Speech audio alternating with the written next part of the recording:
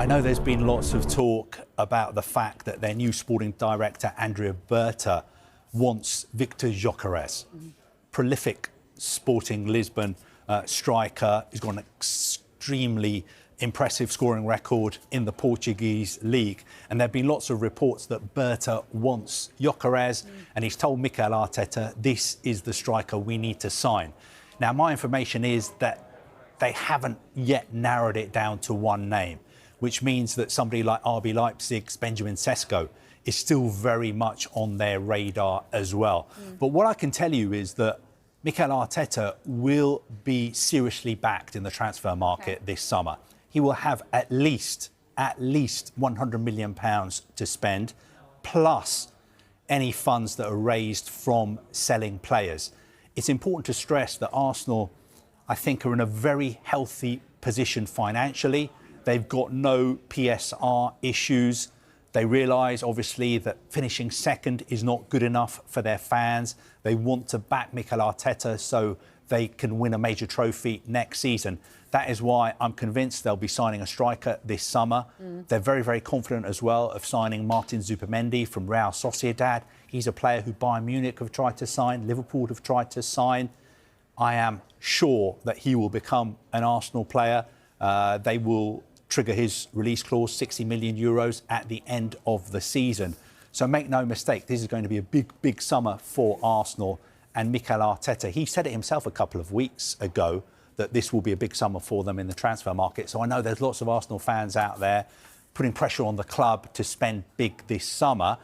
I'm not saying that Arsenal are going to go crazy. They're not just going to throw their money around. They will still be careful, but Mikel Arteta will be backed at least £100 million. I wouldn't be surprised if you take into account the players who could be leaving if their final outlay wasn't close to £200 million.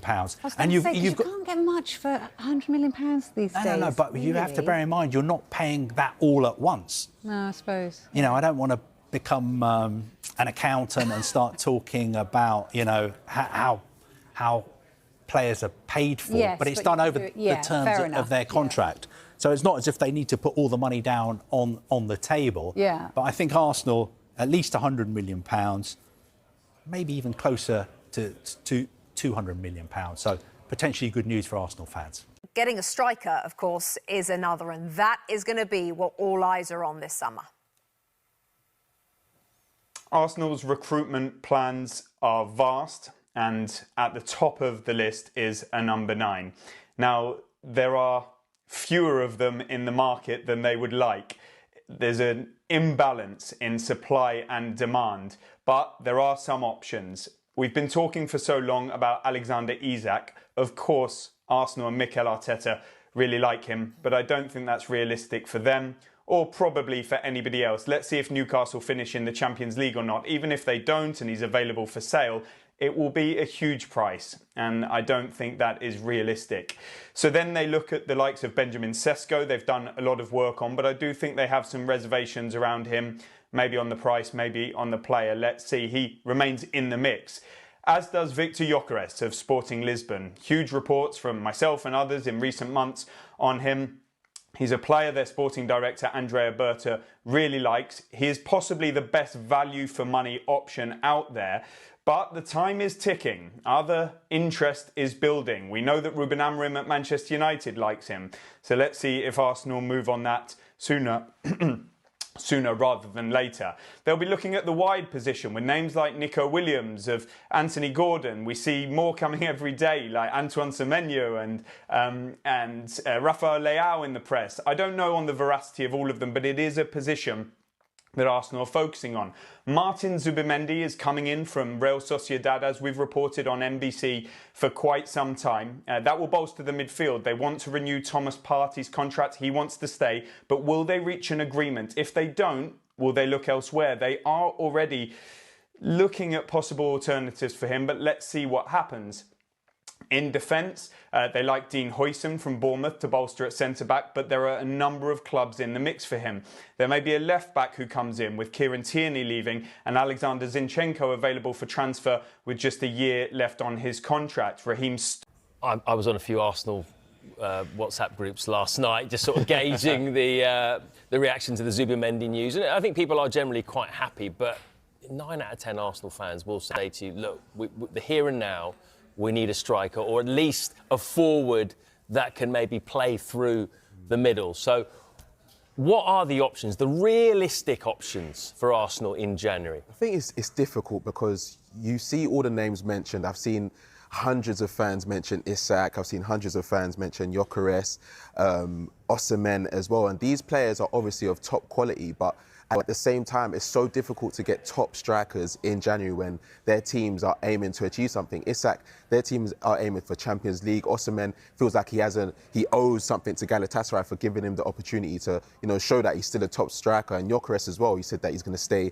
up until the summer. I think the most realistic option for them right now is probably Vlahovic, a player that they were linked with a few years ago in 2022. Obviously, his time at Juventus hasn't been the greatest. He's still scoring goals. He's got 12 goals, 2 assists this season.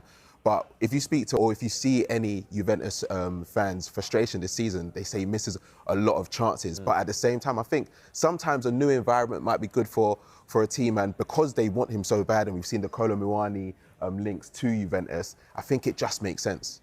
It really does in that sense. And I think when you look at Vlahovic, again, when he was at Fiorentina, he was a focal point of their attack. Everything went into his feet. He linked really well. What's quite strange is obviously Thiago Motta's now a Juventus manager. He likes a forward that drops off the line. Obviously Joshua Zirkzee at Bologna. That kind of fitted what Vlahovic was doing at Fiorentina, but maybe not now. And it's an interesting one. You mention all those good forwards, and Isak isn't going to leave Newcastle this January, in my opinion. 25 goals in 2024, and Shearer's managed more in a calendar year in the last 22 years. And when you look at those numbers underlying him, since the start of last season, only Haaland scored more as a striker, only Watkins has created more chances, and only Jackson has completed more dribbles. He's got that duality. He's too far away. You mentioned the likes of Osimhen as well. Could they get him from Galatasaray? He's got one of his best goal plus assists per 90 in his entire career. And then Gyokeres has basically said that he's staying at Sporting. 62 goals in 2024. Those players feel away from it. But what about someone like a Benjamin Šeško? Yeah. Who Arsenal were reportedly interested in the last window. So might they go back in for him again? For sure. I think he's someone that has started to evolve. You look at the start of 2024, I remember watching him against Real Madrid in the Champions League knockout game. His movement was incredible. Got into so many good goal-scoring opportunities, but that day missed 3 big chances. From that point onwards, you're looking at his numbers, 18 goals in the Bundesliga. That's more than the likes of Matheus Cunha, Kai Havertz have managed in the Premier League. So he's got the quality. But also looking at his underlying numbers, he scored around 9 more goals than he should have done due to his expected goals. So big potential. And we all saw his goal against Werder Bremen this week.